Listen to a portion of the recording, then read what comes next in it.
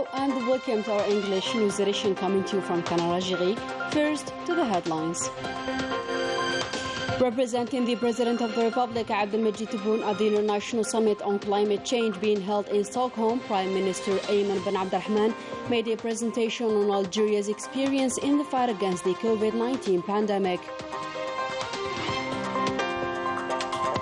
Algeria is elected second vice president of the Union of African Radios and Televisions in Dakar following the withdrawal of the Moroccan representative's candidacy. And in France, inflation has reached unprecedented records. The additional 5% recorded may have some serious consequences on the purchasing power of the French population. The disgruntled Moroccan population is committed to continue its fight against the repressive Makhzen regime, and the demonstrations continue across the kingdom denouncing the unbearable socio-economic situation. Good evening, those were today's top stories. First, now today's news, and on the second day of the Stockholm Plus 50 International High-Level Meeting, the representative of the President of the Republic, Abdelmajid Tebboune, Prime Minister Ayman bin Abdelrahman, evoked during his intervention Algeria's experience in the fight against the COVID-19 pandemic. The details with Melissa Kabash. All measures and deplored all means to stem the spread of the COVID-19 virus, recalled the representative of the President of the Republic, Abdelmajid Tebboune, Prime Minister Ayman bin Abdelrahman, during his intervention in the second day of the Stockholm Plus 50 International High-Level Meeting, where the coronavirus, alongside its repercussions on the world, were at the center of the discussions. The measures taken by the Algerian government made it possible to limit the spread of the virus, as well as its negative repercussions on the economic activities, which led to the idea of generalizing these measures, taking into account the need of each sector.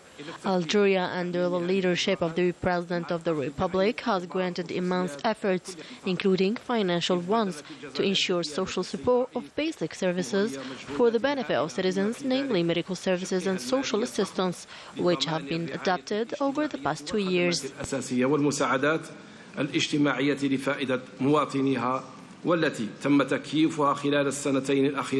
The Prime Minister also highlighted that a strategy that supports the concerns of all countries must be established to achieve a post-pandemic recovery.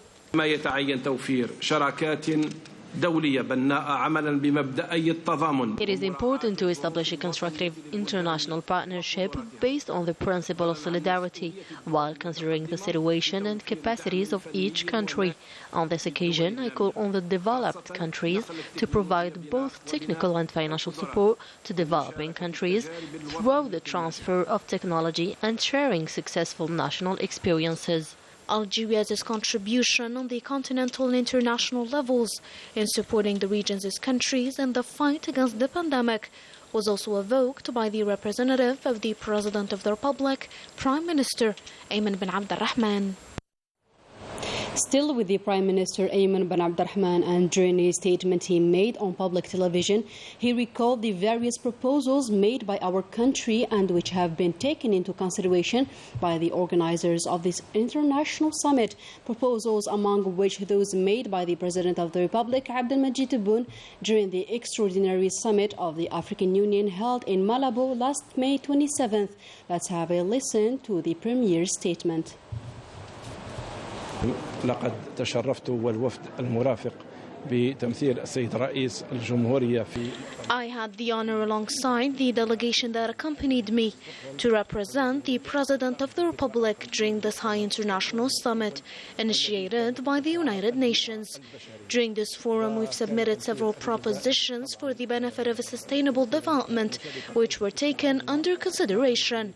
We also recalled the participants of the different projects carried out by our country, namely that of the Green Dam, which for its part coincides with the organization of the Stockholm Summit in 1972. The immense project will be relaunched and will effectively participate in the reduction of climate change's repercussions at the level of Algeria and the Mediterranean basin. We ask the participants to adopt Algeria's proposition submitted by the President of the Republic, Abdelmajid Tebboune, during the African Union's summit held in Malabo on May 27th. Among the propositions, the creation of civilian monitoring structure to fight against the climate change's repercussions. 1972 وهو يعتبر إضافة استشرافية للحفاظ على In other news, and during the session of the Union of the African Radios and Television, Mohamed Baghali, the General Director of the Algerian Radio, was elected second Vice President of the Union of African Radios and Television in Dakar, Senegal, after the withdrawal of the candidacy of the Moroccan representative. Let's have a listen to him. The works of the 30th session of the General Assembly of the African Broadcasting Union was marked by a strong comeback of Algeria after 3 years of absence. On this occasion, Algeria won the position of the second Vice President of the Union, following the withdrawal of Morocco after finding out that the members of the Council were about to appoint Algeria. In addition to Algeria keeping its seat among the Council's executive board, it is also a member in 3 important commissions, namely that of Technique and Reform, the Legal Finance Commission, and that of Broadcasting. Algeria has succeeded as well in keeping the headquarters of the Union's information exchange in Algeria with an Algerian administration. It is worth mentioning that the center offered by Algeria to the Union motivated the members of the Executive Council and those of the General Assembly to salute the efforts made by the President of the Republic, Abdelmajid Tebboune, for the development of the African continent and his support for the African Union of Broadcasting. Moving on to international news, inflation is breaking records. France has witnessed an increase of 5%, an unprecedented number that will have some serious consequences on the purchasing power of the French population. And economists are pointing the finger at a policy of the European Central Bank. Story by Afaf Belhouchat, commentary by Ines Killo. It is a summer marked by the highest rate of inflation in France for almost 40 years. It is due to the long sequences of COVID exacerbated by the war in Ukraine. The rate has crossed the symbolic bar of 5%, but to be at 5.2% over 1 year, there must be another reason explains this acceleration. We can say that there is a policy of easy money in Europe, which can feed inflation a little bit as well. Because when you create too much money and this money creation is higher than the production of goods and services, this can be one of the reasons. La production des biens et des services, ça peut être aussi une des raisons. An inflation which would weigh on the wallet of the French citizen, with an average impact of 19 euros each month, essentially divided between energy, food, services, and manufactured goods. Prices have doubled everywhere. I can see the difference. There are many prices that have increased, and even products that have disappeared from the aisles. For example, with fuel prices going up, my friend stopped using her car to save money and make sure she had enough until the end of the month.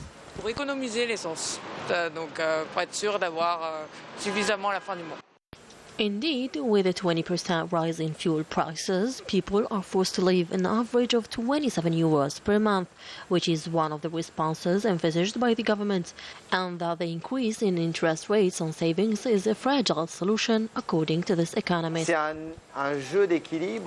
It is a balancing act already made by the US, namely raising the interest rates. Europe, for its part, did the same. But the difficulty in Europe is that we have countries that are heavily in debt today. And if you raise interest rates too much, what will happen?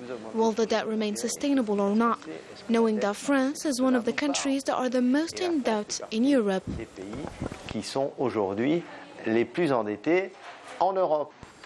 There are still questions about stocks, whether of energy or foodstuffs. For example, the major retailers recognize that they are entering into a just-in-time management of their stocks, and supply quotas for each region have been put in place by the raw materials suppliers. In another context, the improvement of living conditions as well as the departure of the royal family are the main demands of the Moroccan people, who took to the streets once again to voice their anger against the unbearable social situation. More details with Melissa Kobash.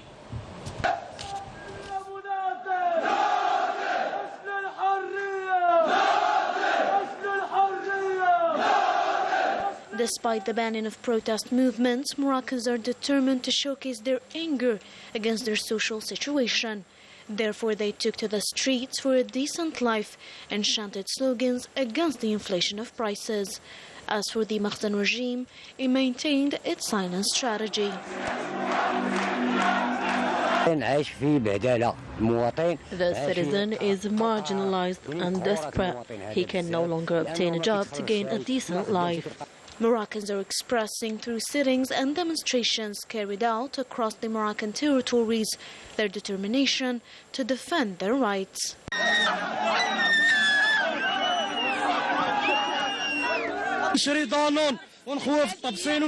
Due to the high cost of living, I can no longer provide a decent breakfast nor dinner for my children. The Moroccan people can't deal with this current situation anymore. We can only imagine the living conditions of citizens who isn't getting paid. The mobilization of a large police force has only complicated the situation and fueled the anger of demonstrators who are denouncing the soaring prices of foodstuffs, the social inequalities, and the corruption of the ruling class.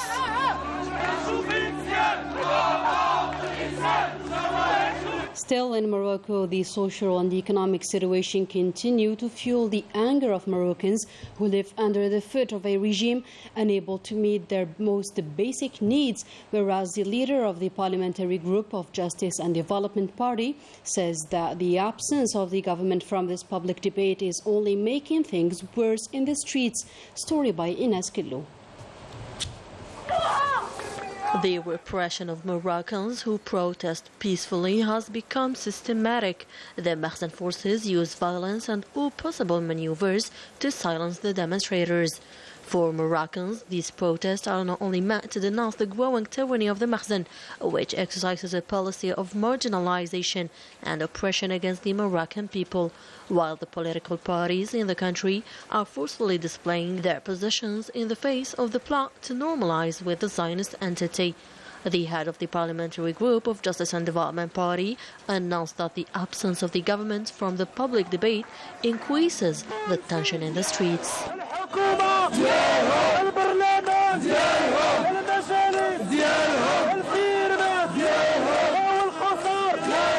A collective consciousness displayed by all citizens, but also by service establishments and vital institutions, such as the national airport offices, which launched a national strike to protest against the neglect of the demands made by workers in the sector. The same applies to employees in the education, transport and energy sectors. This is a social and economic situation that continues to arouse the indignation of Moroccans who live in precarious conditions with a regime that is incapable of hearing their concerns.